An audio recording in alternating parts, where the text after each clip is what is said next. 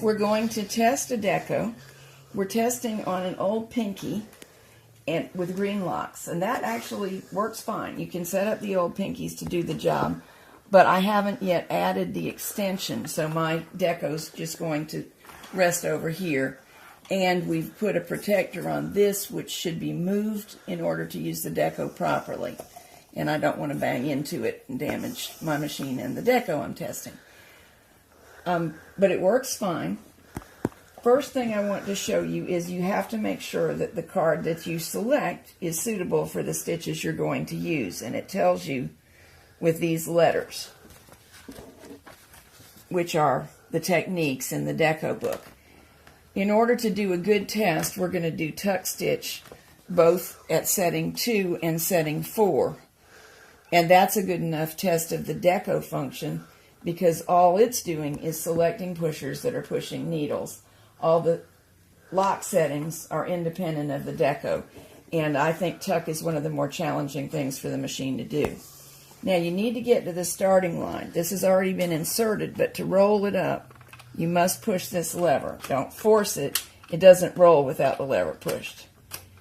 There we go. When it says 0 in the window and your gray line has started to go in, you're ready to go. The book tells you that you now need to knit 2 rows. And I don't need to knit 2 rows, so what do? This should be over here attached. All we do is detach it and run the deco. It just needs the information that this card just put into these feelers, and now it's into the deco. It's got a set of feelers on the inside, you may have noticed. We do that at 0, but now we go to 2 or 4.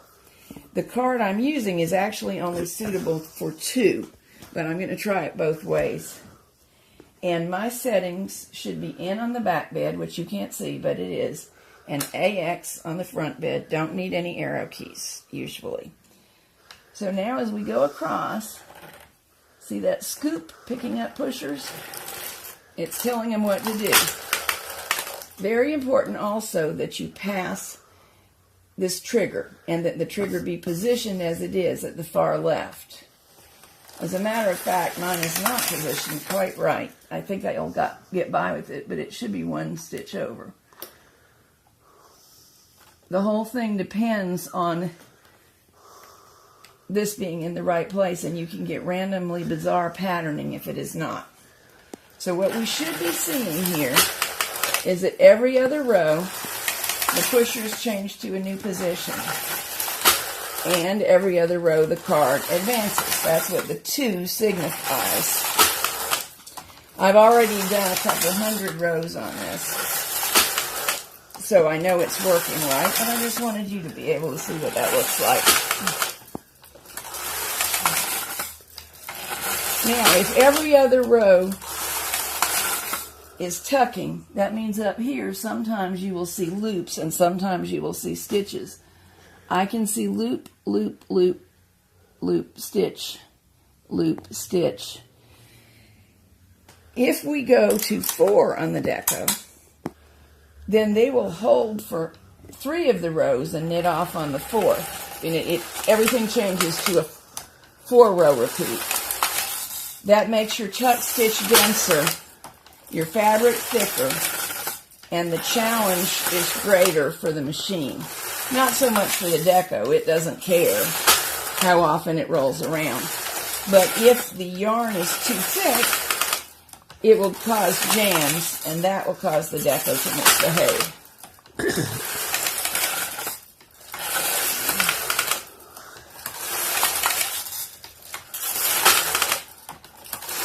Two, 3, 4. Should click this row. Click. 2, 3, 4. And I'm getting some problems. My evil ways have caught up to me.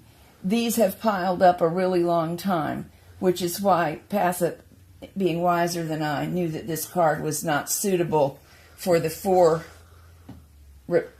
repeat on the deco. I'm just going to go on knitting a little bit, and there they knit it off finally.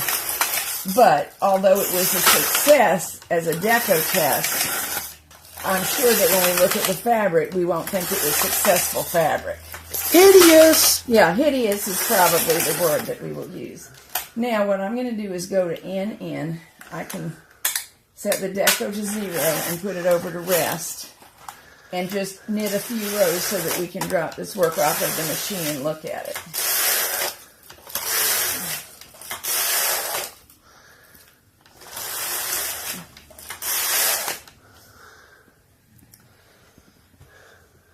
Okay.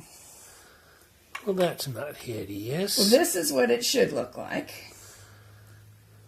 And this is what it looks like if you don't pay attention to what they told you to do. Okay, that is hideous. This is nice looking. Yeah, that's you make pretty. A great scarf, and notice that it's tuck. It's double bed tuck, so it's getting wider than it originally was, which means blankets are a good thing. There we go. All right. Okay, we're going to try a card that is suitable to the 4-row repeat. This one says it is suitable for B2. It's card number 18.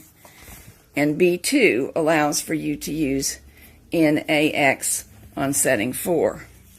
And there's a picture in the manual. With different yarns, you may get different effects, but we should get something similar to this if all is well. Okay, we need N on the back, which I have, A, X on the front, no arrow keys. And we can let the deco memorize on setting 0. Clip it on. And now this should be suitable to setting 4. Let's see what we get. See how the pusher's all selected?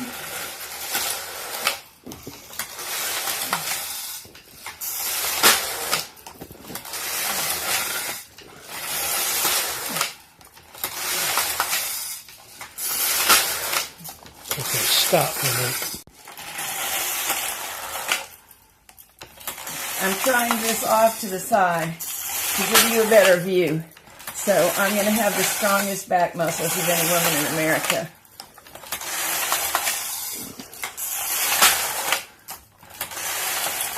Every 4th row, this should click to a new row on the card. That's the row. 1, 2, 3, 4. And the pusher should change positions as well. And this row should scoop, which it is doing.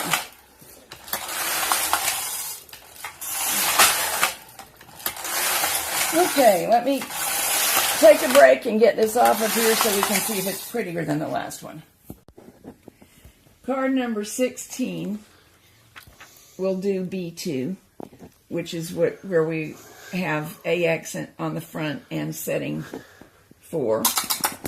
And I did do that, and you can see everywhere there are 5 things in a row the same. You should actually get them the same for 8 rows, not 4, because it'll do it 4 rows for this time, it's told to, and 4 rows for this time. So that's what we got. That's setting 4 on that card. I tried it on setting 2 just for contrast, and you can see the change immediately. The bumps are smaller, basically. It's holding now for 4 rows, which is 2 rows for each time it's instructed to use that setup. I just had a swatch come out with a mistake in it, and I was blaming the deco, of course, because I'm perfect. But it turned out that it was me, and it is so easy to do, and I want to show you what happens. When you go across, this time it should change. 1, 2, 3, 4. Now it's its turn to scoop up these again and reorganize them. But if I had not moved the lock far enough to the right, this scoop wouldn't be in a position to pick them all up. I did move it far enough this time, and it changed their positions. But if you hover around the edge, it will knit everything off, but you'll confuse it when the card tells it pick up the stuff and go, and it can't pick anything up. So sometimes it doesn't do anything. Sometimes it just mispatterns. But whatever happens, it goes badly. So you must pass this bump on the left and get the whole deco, including the scoop, past the last pusher on the right. Another way that you can make errors that I have when you get going fast, like making a giant afghan, is you go too fast. The machine isn't that fast. The deco has to tell the pushers have to tell the needles. It can't do all this at lightning speed. So move at a deliberate speed. And then you won't mess up like I did. And the camera likes it better too. Oh yes, the poor camera has trouble keeping up with fast knitting, doesn't it? Okay.